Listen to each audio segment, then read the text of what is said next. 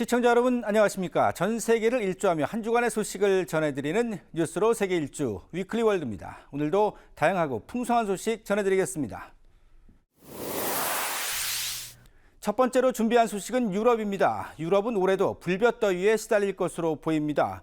아직 6월이지만 남유럽은 섭씨 40도를 넘나드는 무더위가 찾아왔고 서부와 중부 유럽도 뙤약볕이 내리쬐고 있습니다.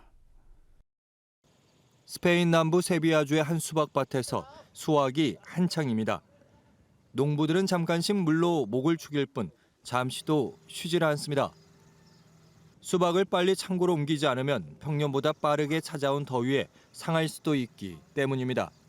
Hay que apañarse de la forma que sea para coger la cosecha, porque en el campo no se puede quedar con estas temperaturas de 40 grados.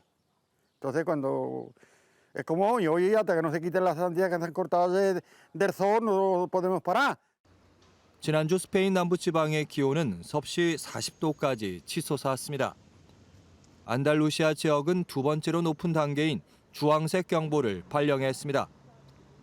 스페인은 이미 지난달부터 심한 무더위가 찾아와 1950년 이후 75년 만에 가장 더운 5월을 보냈는데 이번 달에도 폭염은 사그라들지 않고 있습니다.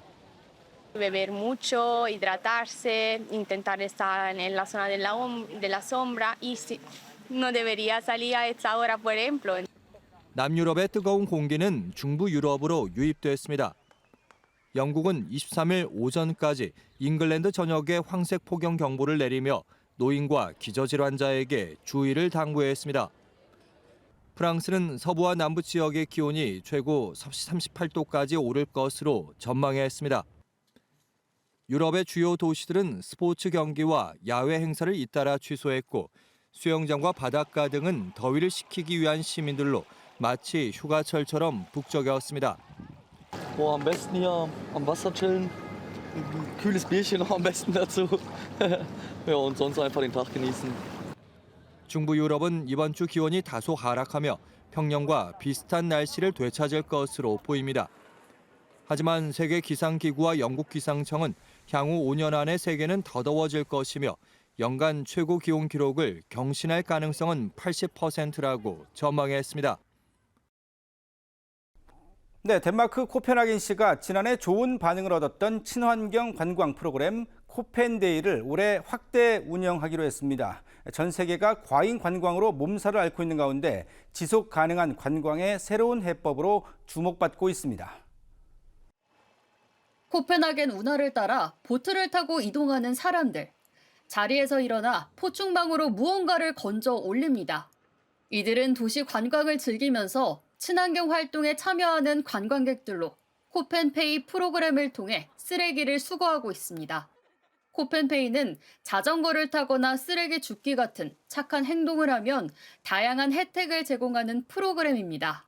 I was visiting a friend in Malmö and we wanted to see Copenhagen and we wanted to do something along the way while it's being here on the boat. So I thought it's a really cool opportunity to pick up some trash and then go on a boat and see the city from that point of view.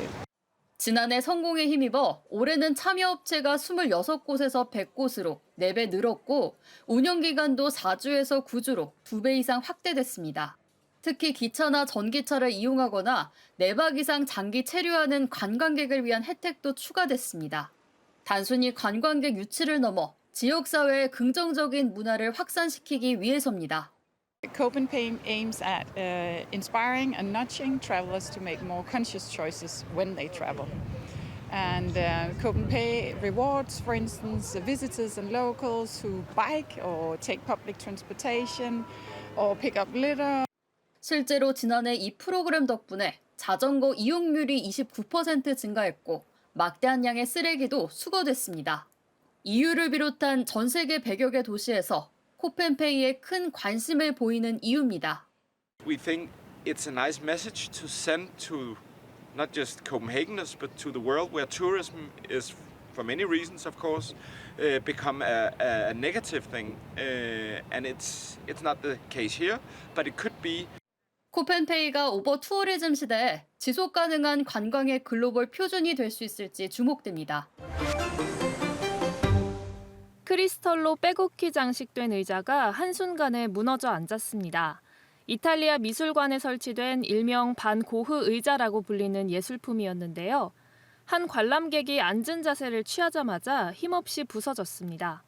두 사람은 의자에 앉아 기념사진을 찍으려고 했는데요.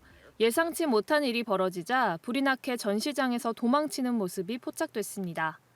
수천 개의 스와로브스키 크리스털로 장식된 정교한 작품은 다행히 복원됐는데요. 미술관 관계자들은 이 사건을 두고 미술관 최악의 악몽이라고 불렀습니다. 한밤중 차 한 대가 평평한 도로가 아닌 계단으로 내려옵니다. 이 계단은 이탈리아 로마의 유명한 관광지 중 한 곳인 스페인 계단인데요. 운전자는 81세 노인으로 정장에 넥타이를 맨 차림이었습니다. 알코올 검사에서는 음성 반응이 나왔는데요. 경찰은 운전자를 로마 역사지구에 있는 기념물을 차로 들이받은 혐의로 체포했습니다. 이후 자동차는 소방관들이 크레인을 이용해 꺼냈다고 하네요. 프랑스 파리 하늘에 비행쇼가 펼쳐졌습니다. 시원하게 쏘아오르는 전투기부터 웅장하게 회전하며 나는 여객기까지. 파리 르브르제 공항에서 개최된 파리 국제 에어쇼에서 볼 수 있는 풍경이었는데요. 민간 및 군용 항공기와 드론, 자율 비행체 등이 언론인과 전문가들에게 선보였습니다. 각 기종이 펼치는 고기의 비행은 프랑스 공군과 대중 시선을 모두 사로잡았습니다. 한 프랑스 예술가가 작품을 펼칠 곳으로 해변을 선택했습니다. 해변 모래 위에 작은 갈퀴를 들고 섰는데요. 미리 계산한 간격으로 발걸음을 옮기며 갈퀴로 모래를 긁자 음영이 생깁니다. 드론으로 공중에서 내려다보면 거대한 예술 작품을 눈에 담을 수 있는데요. 14살 때부터 종이가 아닌 모래에 그림을 그리기 시작했다는 예술가 컬리어. 이번에 그린 작품 만다라는 일종의 명상을 뜻하며 편안함을 느낄 수 있는 작품이라고 설명했습니다. 알록달록 귀여운 연들이 공중에서 팔락입니다. 바람을 만끽하며 하늘을 즐기는 모습이 참가자와 구경꾼을 동심으로 이끄는데요. 덴마크 파노섬에서 연날리기 축제 40주년 행사가 개최됐습니다. 넓고 평평한 해변과 지속적인 해안 바람으로 유명한 이 섬은 연날리기 좋은 장소로 꼽히는데요. 26개국에서 온 연 애호가 5천여 명이 2만 5천 개가 넘는 연을 들고 참가합니다. 이번 축제 하이라이트 중 하나는 100m 길이의 인도네시아 연이었습니다. 그리스 아테네 아크로폴리스 지하극장이 마지막 공연의 장을 엽니다. 올해 예정된 공연이 끝나면 아크로폴리스는 복구 작업을 위해 최소 3년 동안 문을 닫게 되는데요. 현재는 그리스 국립 오페라단이 연례축제를 벌이며 활발한 활동을 이어가고 있습니다. 올 여름은 아테네 에피다우로스 축제가 열린 지 70주년이 되는 해이기도 한데요. 큰 막을 올렸다 내리면 한동안 그리움이 깊어지겠네요. 네, 이어서 만나볼 대륙 아프리카입니다. 우간다 소식인데요. 이 우간다는 의료시설이 적고 그곳까지 가는 교통편도 열악한 것으로 악명이 높습니다. 그러자 정부와 한 비영리 단체가 농촌 지역 의료 종사자들에게 튼튼한 자전거를 보급했는데요. 위급할 때는 구급차 역할까지 하면서 주민들의 건강 지킴이가 되고 있다고 합니다. 수자나 아피오 씨는 우간다 북부 리라에서 일하는 의료 종사자입니다. 외딴 곳에 사는 주민들을 일일이 찾아다니는 일이 쉽지 않지만 버팔로 자전거가 생긴 뒤 한결 수월해졌습니다. 특히 강철 프레임으로 만들어진 이 자전거는 울퉁불퉁한 비포장 도로나 험악한 산길도 무리 없이 달릴 수 있습니다. And also our facility is far. We used to walk like for 1.5 hour, reaching the facility, the health center. But when they gave us this bicycle, really it has helped me a lot to move to the facility. 우간다는 의료시설이 적고 교통편도 열악합니다. 그러자 한 비영리 단체가 정부와 협력해 버팔로 자전거 보급 시범 사업을 진행했습니다. 그 결과 의료시설까지 오가는 시간은 절반으로 단축됐고 의료 서비스를 제공받는 가구 수는 108% 늘었습니다. 자전거가 가져온 또 다른 효과는 선제 조치입니다. 의료 종사자들은 자전거를 타고 지역 곳곳을 다니며 보건 상황을 재빨리 파악해 조치에 나설 수 있습니다. They are also supporting us also identify certain ill health conditions at community level, and hence informing us timely, and hence enabling us also to act upon them. 지역 주민들도 약이 필요하거나 진료를 받아야 할 때 자전거를 이용할 수 있습니다. 임산부 등 응급 환자가 생겼을 때는 구급차 역할도 합니다. When I was pregnant, the date I'm going back for antenatal. I can inform her that tomorrow when you are going, you come and help me, you carry me there, because I'm not having a transport. 현재 이 자전거가 활약하고 있는 곳은 전체 146개 지역 가운데 2곳. 정부는 자전거 보급을 우간다 전역으로 확대할 계획입니다. 6월 21일은 국제 요가의 날인데요. 짐바브웨 한 술집 안에서도 요가 수업이 열렸습니다. 해가 뜨기 전 마당에는 숙취에 시달리는 손님 대신 명상에 취한 사람들이 모였는데요. 짐바브웨에서는 요가가 주로 부유한 교회 지역에서만 찾아볼 수 있는 흔하지 않은 운동입니다. 수도에서 30km 떨어진 이곳 저소득층 마을에서는 한 맥주 주점에서 뿌리를 내리고 있는 건데요. 경제적 문제로 큰 타격을 입은 주민들에게는 무료로 수업을 진행하며 정서적 안정에 도움을 주고 있습니다. 네, 이번에는 북아메리카 소식 전해드립니다. 아마존의 자회사 죽스가 로보택시 시장에 출사표를 던졌습니다. 캘리포니아에 전용 생산 공장을 가동한 건데요. 웨이모와 크루즈가 주도하던 시장도 변화가 불가피하게 됐습니다. 미국 캘리포니아 헤이워드에 아마존의 첫 로보택시 전용 공장이 문을 열었습니다. 이곳에선 연간 최대 10,000대의 생산을 목표로 운전대와 페달 없이 오직 탑승만을 위해 설계된 차량을 만듭니다. 사람 없이도 운행 가능한 완전 자율주행 전용 차량을 생산하는 셈입니다. That's good for us. That's good for us here in the Bay Area because there's more jobs, more manufacturing facilities, and an opportunity to keep leading the world in this technology. 죽스는 올해 말 라스베이거스에서 상용 운행을 시작으로 선두주자 웨이모와 오는 22일 서비스를 개시하는 테슬라와의 본격적인 경쟁에 돌입합니다. 지역사회는 아마존의 대규모 투자가 가져올 긍정적 효과에 기대를 걸고 있습니다. So many students that are, so thirsty for opportunities like this in their own backyard. So we're thrilled to have Zoox here in Hayward investing in our community. 죽스는 차량 내부에 운전석이 없는 완전 무인 전용 차량이라는 차별점을 통해 시장을 공략하겠다는 구상입니다. We're finally headed to our commercial launch starting in Las Vegas later this year. And from there, you have more and more robotaxis coming in. So putting the capacity in place and then turning it on little by little as we go city by city.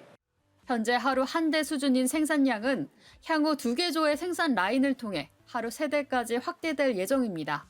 물론 부품의 해외 의존도와 최근 사고 이후 안전성을 입증해야 하는 과제는 여전히 남아 있습니다. 하지만 아마존의 막강한 자본력과 기술력을 기반으로 한 죽스의 등장은 업계의 지형을 바꿔놓을 매기가 될 것으로 보입니다. 네, 일회용 기저귀는 수백 년 동안 썩지 않아서 환경오염을 일으킨다 이런 눈총을 받아왔죠. 그런데 미국의 한 스타트업이 플라스틱을 먹는 곰팡이를 활용해 분해되는 기저귀를 개발했습니다. 미국 텍사스의 스타트업 히로 테크놀로지가 개발한 플라스틱 분해 곰팡이 기저귀입니다. 핵심은 기저귀 안에 들어가는 작은 곰팡이 파우치입니다. 아기 배설물과 접촉하면 곰팡이가 활성화돼 플라스틱을 분해하기 시작하는 원리입니다. 이른바 균류분해 기저귀는 파우치째 그대로 버려도 몇 주 내에 곰팡이가 자라나며 기저귀를 분해합니다. Diapers are the number 1 household plastic waste item, number 3 waste item in a landfill, and the very first disposable diaper is still in a landfill somewhere today. 미국 환경청에 따르면 2018년 한 해 동안 버려진 기저귀만 400만 톤에 달합니다. 분해되기까지 최대 500년이 걸리는 만큼 히로는 곰팡이를 활용한 생물학적 해법에 주목했습니다. All plastic is made out of fossil fuels. All fossil fuels is dead trees and animals. Fungi evolved to break down trees, especially this hard to break down compound in trees called lignin, which is carbon backbone is very similar to the carbon backbone of plastics. 마이코 다이제스천이라 불리는 이 기술은 실험실에서 주목할 만한 결과를 보였습니다. 이상적인 조건에선 6개월에서 9개월 안에 기저귀 대부분이 분해됐습니다. Here you can see 3 months after the first jar how it's all fully taken over. You can't really see any pieces of the diaper. And here we have roughly after 9 months. 실제 유리병 속에서 기저귀가 검은 흙처럼 변한 모습도 공개됐습니다. 하지만 기후 조건에 따라 분해 속도가 달라져 실제 환경에서의 검증은 여전히 과제로 남아 있습니다. 히로는 내년까지 다양한 지역에서 데이터를 확보해 공식 인증을 추진할 계획입니다. 또 이 기술은 성인용 기저귀, 생리대, 포장대 등으로 확대 적용한다는 구상도 밝혔습니다. 한국을 포함해 전 세계가 플라스틱 폐기물 문제로 고민하는 지금 작은 곰팡이에서 시작된 이 실험이 해결의 실마리가 될 수 있을지 주목됩니다. 거대한 건설 불도저가 수많은 이륜 자동차들을 깔아뭉개며 전진합니다. 아래에 깔린 이륜 자동차는 모두 불법 차량이라는데요. 미국 뉴욕시장실과 경찰국 관계자들이 법을 어기는 운전자들에게 명확한 메시지를 보내기 위해 만든 자리입니다. 추적 불가능한 위조 번호판을 부착했거나 범죄에 사용되는 등 그동안 압수된 수천 대 불법 차량 중 일부에 불과하다는데요. 유령 차량은 바로 무덤으로 보내진다는 점 잊지 말아야겠네요. 미국 플로리다주 해변에서 폭탄 하나가 발견됐습니다.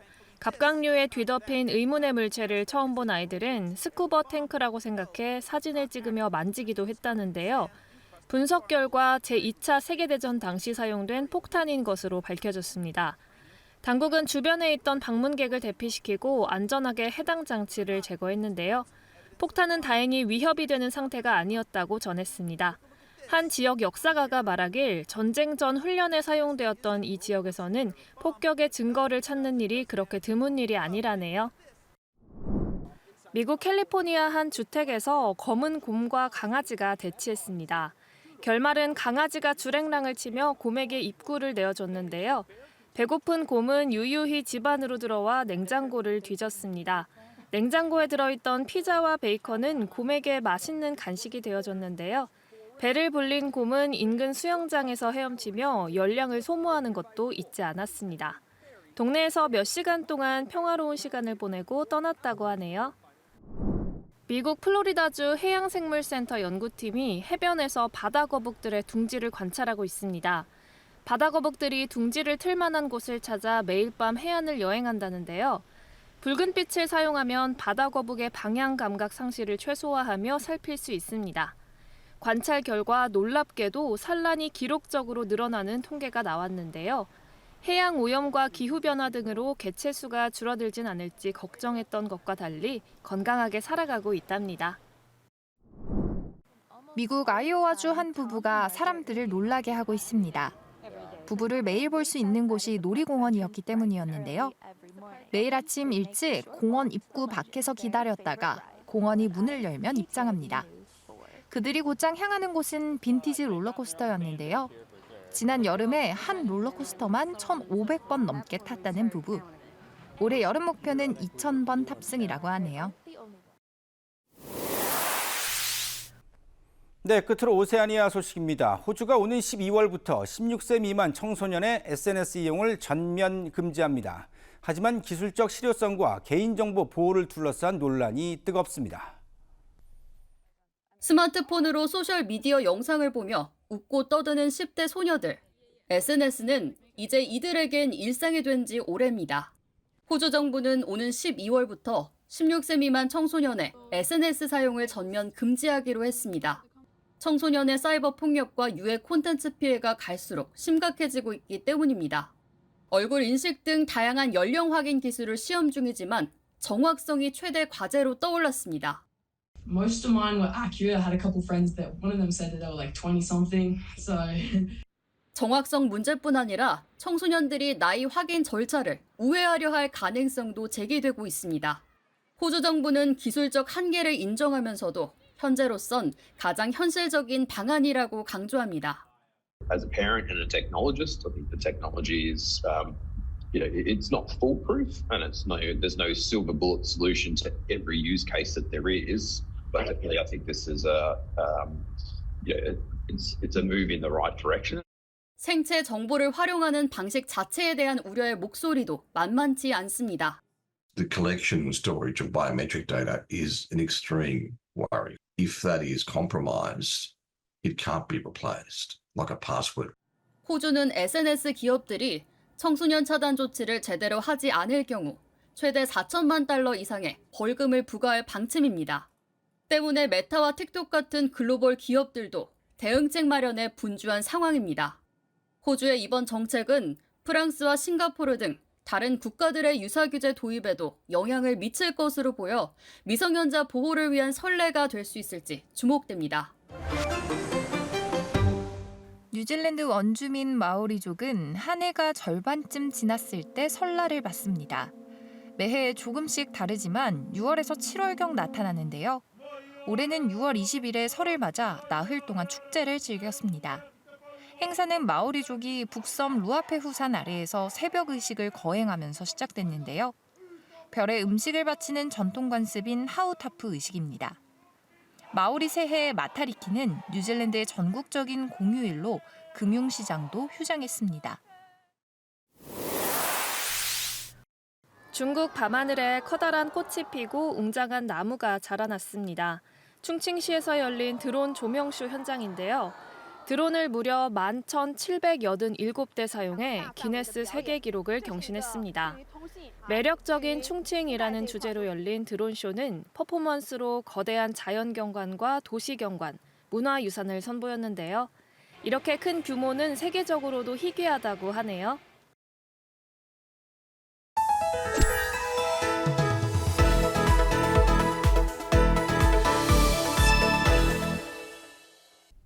네, 이번 시간은 한 주간의 세계 주요 경제 이슈를 살펴보는 윤석천의 밑줄 경제 시간입니다. 오늘도 명쾌하고 깊이 있는 분석의 경제평론가 윤석천 이코스피어 소장과 함께하겠습니다. 안녕하십니까? 네, 안녕하십니까? 네, 어서 오십시오. 네, 먼저 지난주 주목할 만한 경제 소식부터 살펴보겠습니다. 관련 영상 함께 보시죠.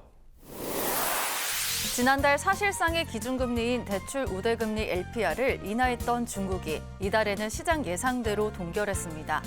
중국인민은행은 일반 대출 기준인 1년물 LPR을 3%, 주택담보대출 기준인 5년물 LPR을 3.5%로 유지했습니다. 중국에는 기준금리가 따로 있지만 당국이 오랜 기간 손대지 않고 있어 시중은행들에는 LPR이 사실상 기준금리 역할을 합니다. 중국 당국은 내수와 부동산 침체가 이어지면서 적극적인 재정정책과 지급준비율, 금리 인하 등 적절히 완화적인 통화정책을 설정했습니다. 지난달에는 7달 만에 1년물과 5년물 LPR을 각각 0.1%포인트, 지급준비율은 0.5%포인트 내렸고 장기 유동성 1조 위안, 우리 돈 190조 원을 공급하겠다고 밝혔는데요. 미국 트럼프 2기 행정부와의 관세 전쟁이 겹치면서 경기 부양책 압박이 커진 데 따른 조치였습니다. 네, 중국이 이번 달 대출 우대 금리, 그러니까 우리나라로 따지면 기준금리를 유지, 동결했습니다.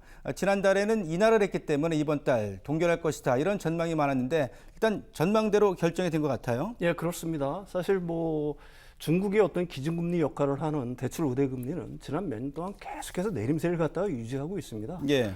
이런 식으로 이제 좀처럼 오르지 못하고 내림세를 갖다가 유지하고 있는 이유는, 가장 중요한 이유는 사실은 중국의 경기 둔화, 침체 양상이 너무 계속해서 이제 깊기 때문에 그런 거죠. 그러니까 중국 정부는 이 경기 둔화, 침체 양상을 갖다가 극복해내기 위해서 전방위적인 어떤 재정 정책, 경기 부양책도 쓰고 있는 거고요. 거기도 통화 완화 정책들을 갖다가 쓰고 있는데 사실 이게 별무 효과, 그렇게 커다란 효과가 나타나고 있지 않다. 지금 이게 사실은 중국의 현실이라고 얘기할 수가 있는 겁니다. 그러니까 일부에서는 자칫 1990년대 말에서 2000년대 초반의 어떤 디플레이션 상황들, 물가 하락세가 다시 번지는 거 아니냐, 이런 우려가 굉장히 깊어지고 있는 상황이거든요. 이게 지금 얼마나 심각한 상황이냐고 하면은 올해 중국의 그 소비자 물가, 그러니까 인플레이션이죠. 1월만 제외하고는 2월, 3월, 4월, 5월이 계속 마이너스인 상황입니다. 1월에는 왜 그래도 플러스 한 0.5 정도가 됐는데 왜 그랬냐 하면은 중국의 이제 중국 정부의 경기 부양책이 막 발표되잖아요, 신년에. 이제 그 신년 효과 때문에 한 0.5% 정도가 오른 거고요. 나머지는 전부 다 마이너스인 상황이거든요. 거기다가 이제 이 소비자 물가 지수의 어떤 선행 지표 역할을 하는 생산자 물가 지수, 보통 PPP 물가라고 보통 우리들이 얘기를 하고 있죠. 예. 이거는 22년 7월부터 올해 5월까지 놓고 보게 되면은 계속해서 내림세예요. 딱 플러스를 기록한 달이 딱 9개. 9개월 정도만 플러스를 기록했고요. 네. 계속 마이너스인 상황인 거거든요. 그러니까 이렇게 본다라고 하게 되면은 사실 중국의 어떤 물가 하락세가 심상치 않다라는 걸 갖다가 예상할 수가 있는 거고요. 예. IMF에서는 이제 세계 각국의 그 물가 전망을 갖다가 발표했는데 네. 올해 중국 물가가 0% 성장할 거라고 얘기를 했습니다. 0%. 네, 그래 200개 국가 중에서 이게 꼴찌예요, 꼴찌. 예. 이게 사실 상징적으로 보여주는 그 사건 자체가 하나 있습니다. 그 스타벅스가 중국에 들어간 게 25년 됐다라고. 네. 근데 스타벅스가 그 가격을 내는 게 처음이라고 합니다. 처음. 네. 그러니까 스타벅스까지 이렇게 그 어떻게 보게 되면은 그 굉장히 고집이 세고 예. 자부심이 강한 이런 기업들까지 도저히 그 소비 둔화 압력을 못 이기고 가격 할인을 갖다가 시작했다는 것 자체가 네. 중국의 어떤 그 디플레이션의 어떤 위험한 상황 이걸 갖다가 방증한다라고 얘기할 수가 있는 거고요. 이 원인은 제가 뭐 이 시간에서 계속 주장하는 거고 전부 다 알고 있다시피 부동산 경기 자체가 굉장히 악화돼 있기 때문에 그렇습니다. 네네. 뭐 거듭 말씀드리지만 중국 국민들의 그 자산 중에서 80%가 부동산에 집중이 돼 있어요. 네. 그러니까 부동산 가격이 계속 내리는데 지갑을 열 리가 없는 거죠. 그것 때문에 그 소비 둔화가 사실은 그 지출 억제가 되면서 예. 그 디플레이션 상황을 갖다가 계속해서 만들어내고 있는 거고요. 이거는 뭐 이제 누구나 아는 사실인 거고 두 번째 이유를 갖다가 짚는 전문가들도 상당히 많습니다. 사실 중국 정부는 지난 몇 년 동안 기술 굴기를 내세우면서 첨단 산업 부양을 위해서 그러니까 자원을 갖다가 그리 어떻게 보게 되면 좀 거친 표현으로 하게 되면은 몰빵을 했습니다. 네. 가령 뭐 인공지능이라든지 네. 로봇이라든지 전기차라든지 여기는 이제 사실 미국과의 경쟁에서 어떤 사활을 걸고 이 분야를 갖다 발전시켜야 되겠다. 이게 이제 사실 중국 정부의 궁극적인 목표거든요. 네. 그러는 바람에 중국 정부라고 해서 이 돈이 무한정으로 많은 게 아니지 않습니까? 그렇죠. 네. 사실은 한정된 자원인데 그 한정된 자원 대부분을 이쪽에 첨단 산업 쪽으로 지원을 하다 보니까 사회 안전망이라든지 금융 시스템을 갖다 개선하는데 돈을 갖다 투하하지 못했다는 거고요. 예. 문제는 뭐냐면은 이런 어떤 첨단 전략 산업 자체가 고용 유발 효과가 그렇게 크지를 않아요. 아, 이게 중요하네요. 네, 이게 네. 굉장히 중요한 겁니다.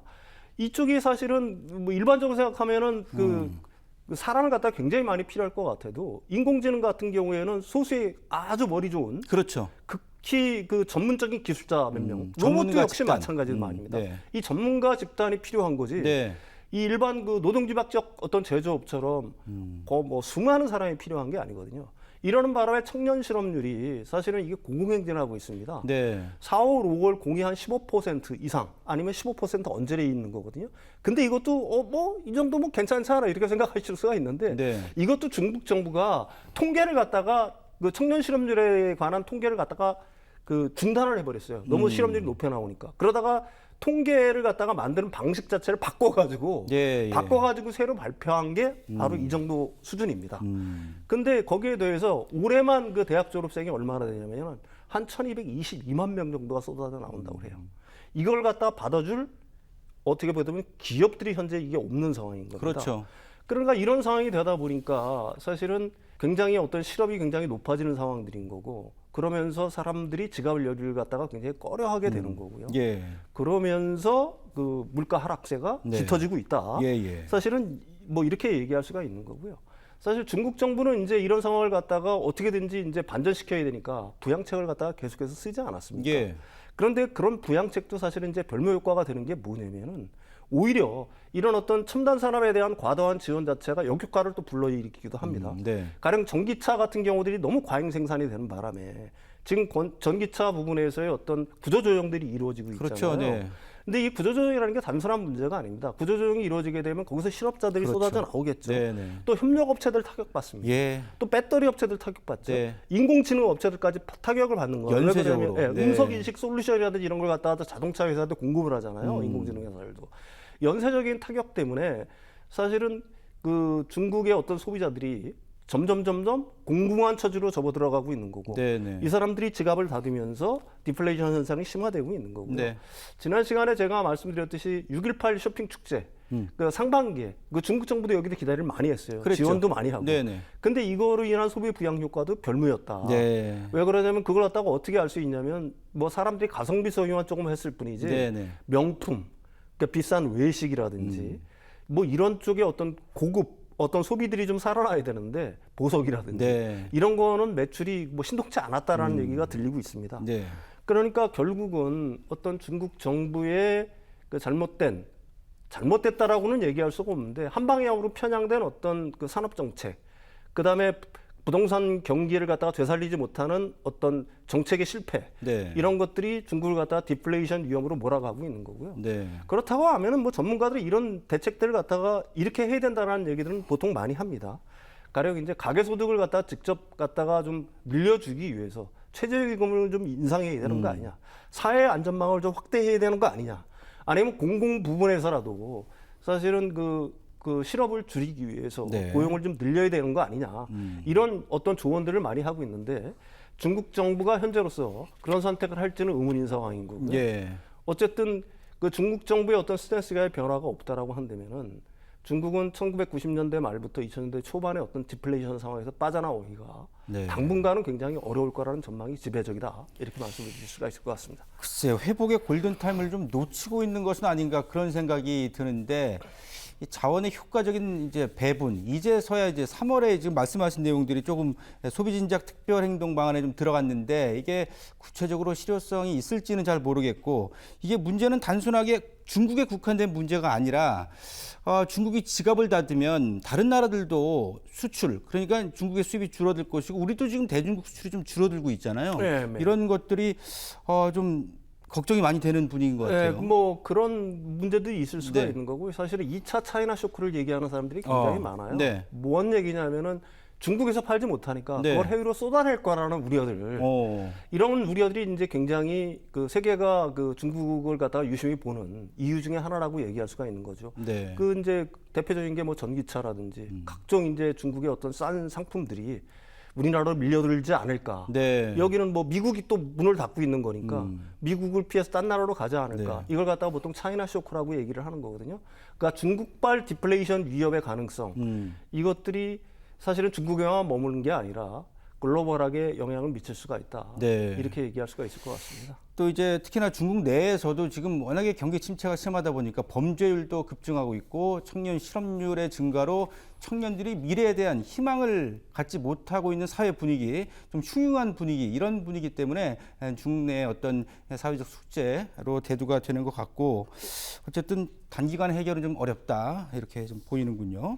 자, 다음 소식을 살펴볼 텐데, 이제 트럼프가 관세 전쟁을 치르는 이유는 결국에는 제조업을 부활시키겠다, 이것이 하나의 이유가 되고 있는데, 과연 이 트럼프의 꿈이 이루어질 수 있을 것인가, 이런 주제로 그렇습니다. 준비하셨네요. 네. 이게 뭐 제가 완전히 혼자서 이제 독자적으로 준비한 주제는 아니고요. 6월 14일 날 영국 주간지 이코노미스트가 실은 기사입니다. 네. 그게 굉장한 의미를 담고 있어서 일단 소개를 시켜드리려고 하고 있는 건데요.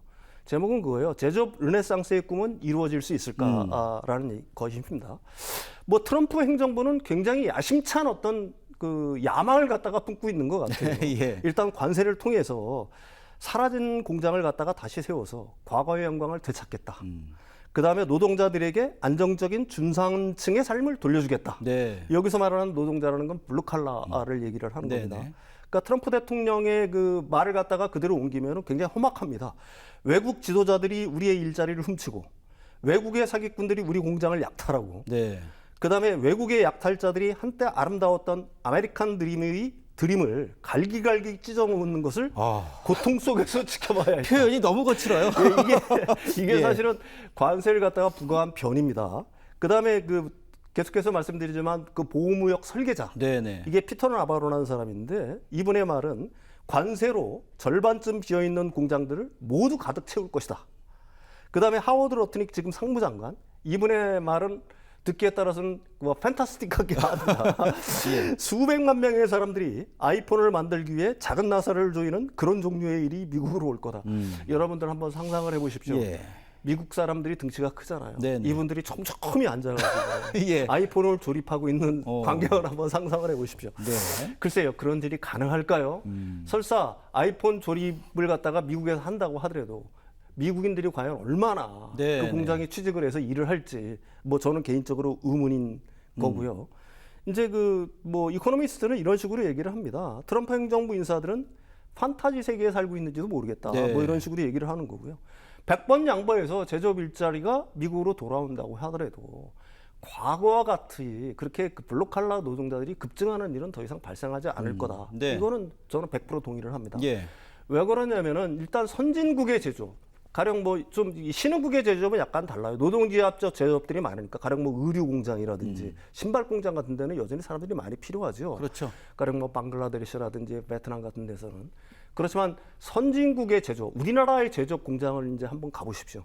옛날처럼 생산직 그 노동자분들이 이렇게 가득 여기저기 몰려다니면서 좀처럼 볼 수 없어요. 예전에 그 대한뉴스 화면에 나오던. 네. 요즘 스마트 팩토리라는 데를 이렇게 가보면은 네. 한산합니다. 돌아다니는 건 로봇, 그죠? 그다음에 기계들 네. 열심히 일을 할 뿐이에요.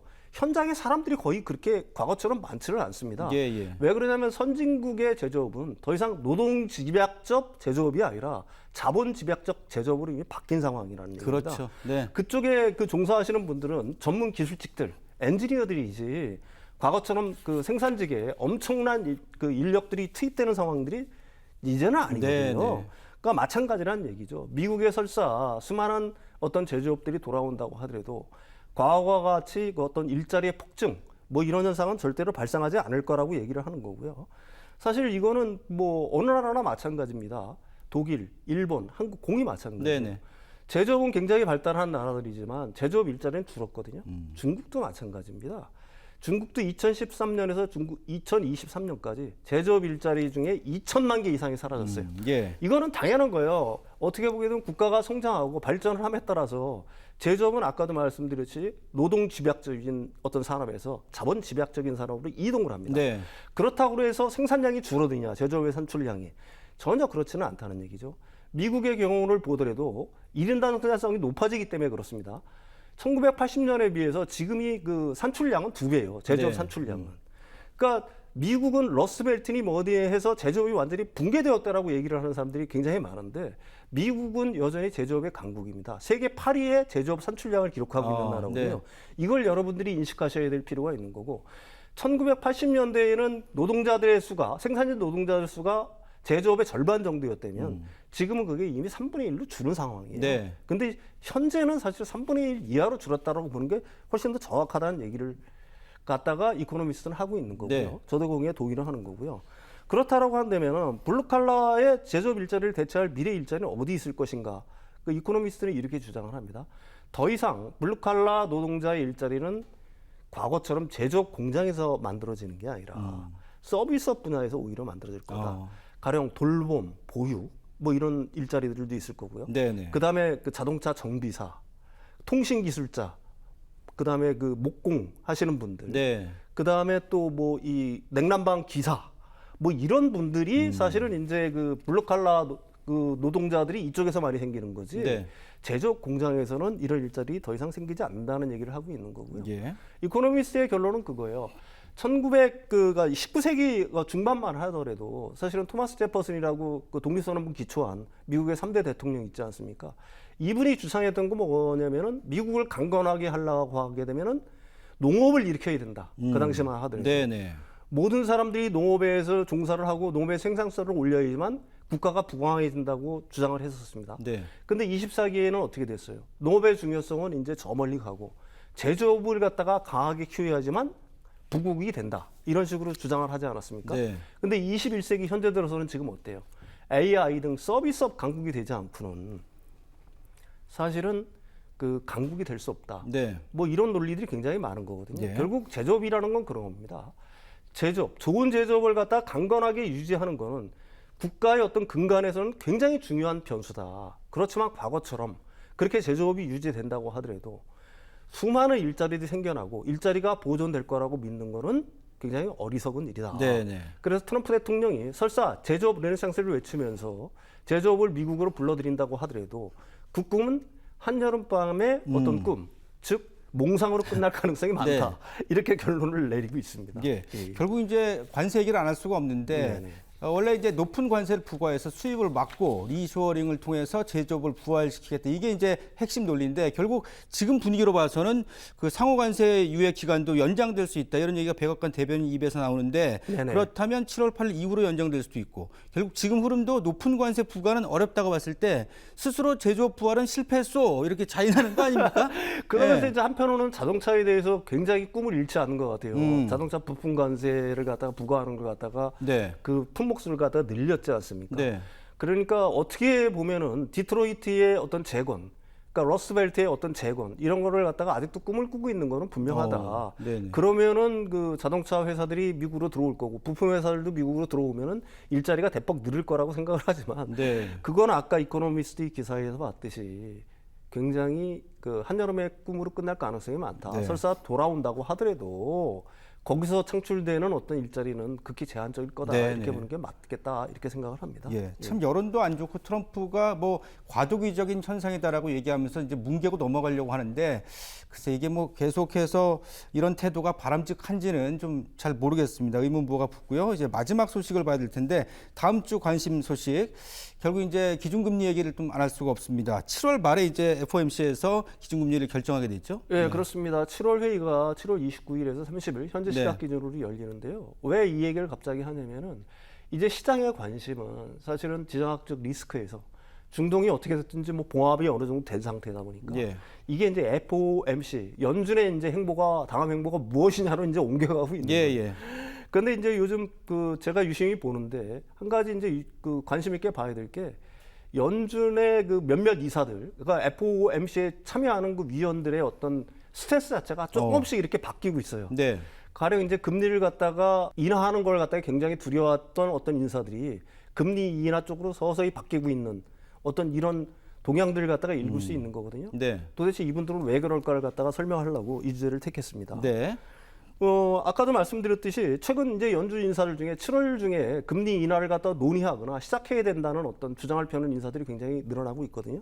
그 대표적인 인물들이 지난 시간에도 한번 제가 소개시킨 적이 있는데 크리스토퍼 윌러 이사, 그다음에 미셀 보우먼 부의장, 그다음에 오스틴 굴스비 시카고 연은 총재가 대표적입니다. 네. 뭐 제가 소개시켜드릴 때만 하더라도 크리스토퍼 윌러 이사가 좀 유일했는데 네. 어느새 금리 인하 쪽으로 기운 사람이 한 2명 정도가 더 늘었어요. 일단 크리스토퍼 윌러 이사의 주장을 들어보면은 이분이 이제 CNBC와의 최근 인터뷰를 한 겁니다. 네. 그래 7월 달 회의부터는 금리 인하 논의를 갖다 시작해야 된다. 그 논리의 근거는 뭐냐? 우리는 지난 6개월간 관망하며 기다려왔고 지금까지 인플레이션 지표는 양호했다. 인플레이션 어떤 지표 자체가 굉장히 양호했으니까 금리 인하를 갖다 시작할 수 있다라고 주장을 하고 있는 거고요. 관세는 계속해서 말하지만 일회성 요인이고 지속적인 인플레이션을 유발하지는 않을 것이다. 그러니까 관세가 설사 상호 관세가 딱 된다고 하더라도 그게 일회성으로 딱 한 번 올라가고 말지 계속해서 인플레이션 압력을 갖다가 유발하지 않을 거라고 계속 이분은 주장을 하고 있는 겁니다. 그다음에 연준은 금리를 낮출 여력이 있고 연준은 금리를 내리기 위해 노동시장이 붕괴할 때까지 기다려서는 안 된다. 그러니까 노동시장은 아직은 견고하지만 최근 졸업생의 실업률이 높아지는 현상이 나타나고 있다. 그러니까 선제적으로 금리를 좀 해야 된다. 뭐 이런 얘기인데요. 이분의 주장은 한마디로 이겁니다. 트럼프 대통령님, 당신이 원하는 것은 제가 무엇이든지 하겠습니다. 대표적인 충성파. 네. 이분이 이제 왜 그러냐면 트럼프 1기 때 그 트럼프가 지명한 인물이고요. 그다음에 내년 5월이면 이제 FOMC 지금 그 제롬 파월 연준 의장의 임기가 만료되잖아요. 그렇죠. 그 연준 의장에 대한 욕심이 굉장히 많은 줄 알고 있어요. 그래서 계속해서 이런 어떤 그 친 트럼프적인 발언들을 하고 있다라고 보고 있는 거고요.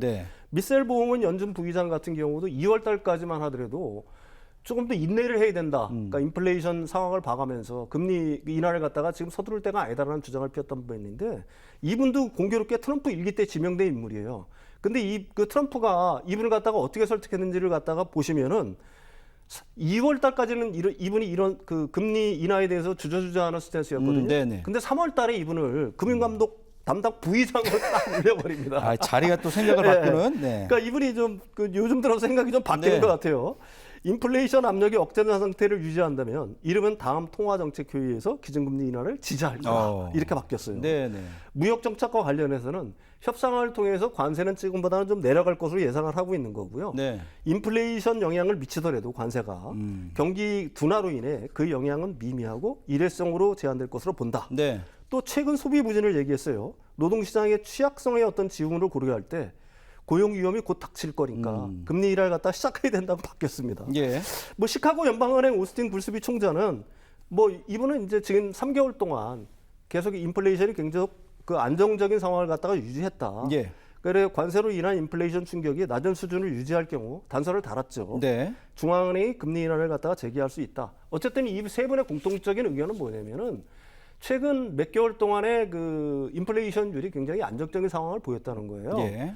그 지금 3, 4, 5월을 보면은 2.4, 2.3, 2.4거든요. 네. 그다음에 6월 달도 예상이 지금 2.5% 정도 돼요. 그러니까 비교적 그 연준이 목표로 하는 그 인플레이션 목표치에 거의 다가왔다라는 생각들을 하고 있는 것 같고요. 네네. 근데 이런 의견이 있다고 하더라도 사실은 12명의 FOMC 위원이지 않습니까? 네네. 3명이 바뀐다고 하더라도 7월 달에 금리가 과연 될 거냐 하는 거에서는 의문의 여지가 좀 있어요. 네. 특히 제롬 파월의 그 연준 의장의 어떤 스탠스는 굉장히 아직도 좀 강고합니다. 네네.